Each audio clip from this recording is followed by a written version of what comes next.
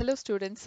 In today's class we are going to discuss about chemical effects of electric current, and in the previous class we have discussed whether liquids conduct electricity or not, or how to detect a weak current with the help of the lead bulbs or with the help of the compass, right? And now we are going to discuss what are the chemical effects that can occur or produced because of the passage of electric current.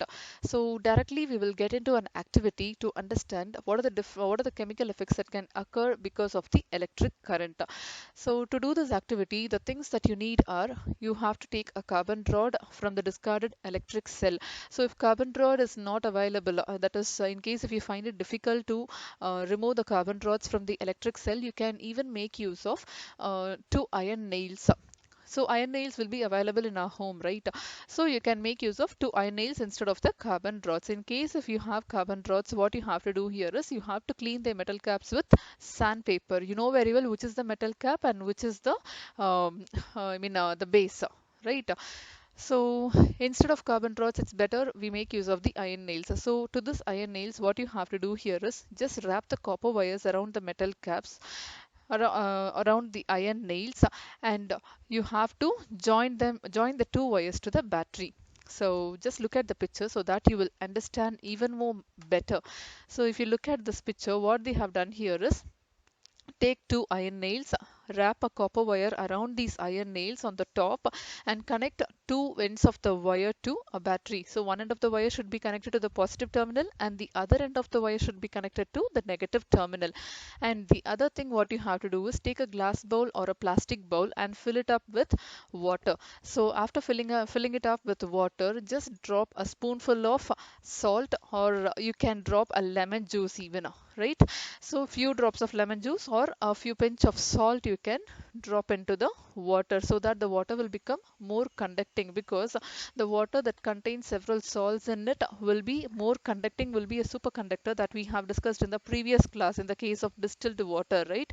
So to make the water more conducting, you can drop few drops of lemon juice or you can pour a spoonful of salt, right? So by doing like this, the water will become more conducting. And now, the iron nails which has been wrapped around the copper wire is called the electrodes. So when you wrap these iron nails with a copper wire, that will become an electrodes. So what we are going to do now is you're just going to immerse these two iron nails, immerse these electrodes into the solution. So we have to ensure that when we are dipping inside the solution, we should not dip the iron nails completely inside the solution. At the wire where you have wrapped around the top, no, that you have to keep it above the water, keep it outside the water, right? So this is how you have to dip inside the water, immersing inside the water. And after doing like this, you have to wait for some 3 to 4 minutes.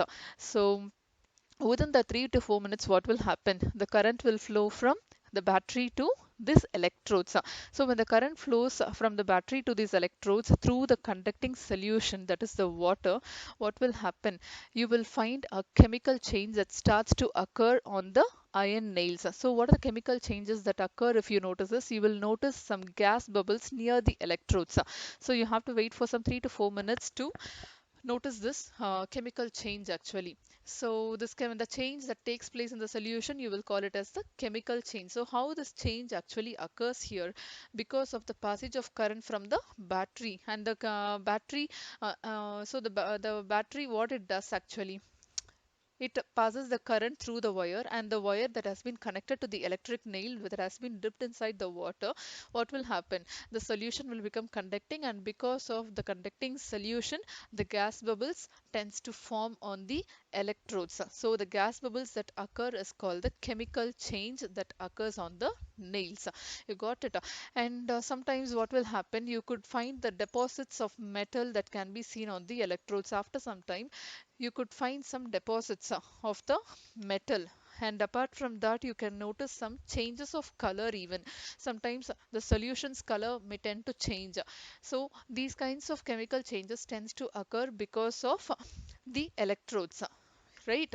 So this reaction will depend on what solution and electrodes you are using. So in case if you are making use of a carbon rod, the solution color and uh, the solution color and the changes, the gas bubbles that occur, it may differ. Or if you're making use of an iron nail, sometimes it may differ. Some rusty color solution, the solution may become rusty color.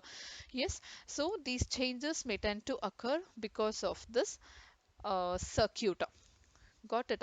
So these are some of the chemical effects of the electric current. And apart from this, now let us discuss whether some fruits and vegetables also conduct electricity or not. To test this, what we are going to do now is we are just going to take a potato, just cut into two halves. Take a potato and cut into two halves. And what they have done here is take copper wires and wrap around the discarded matchbox. Where inside the matchbox they have fixed a compass. So this particular experiment we have discussed already.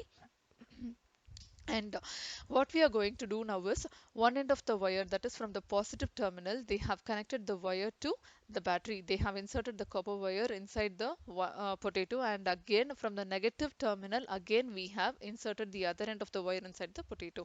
So after doing this, after fixing all these things, what we have to do here is we have to leave it at rest for half an hour. So after half an hour, you can notice some greenish blue spot on the potato, right?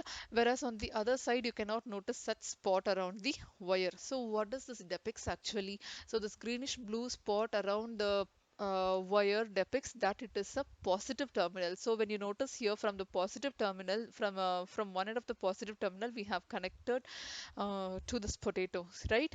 So this greenish blue spot helps us to identify very easily which is a positive terminal and which is a negative terminal, because when we are using a single electric cell, we can easily find out the metal cap is the positive terminal and the flat base is the negative terminal. But in case if the battery is going to be concealed inside a box, you cannot find out which is a positive terminal and which is a negative terminal, right? In that case, you can do this experiment and find out very easily. So which is a positive terminal and which is a negative terminal. You got it. So, but what we have done here is we try to find out whether this potato conducts electricity or not. Right, that is what we were intended to do. But finally, what you have come out with, you have come out with a chemical reaction that has occurred on this potato. So this is how science works usually. When you try to find something, you will come out with something else.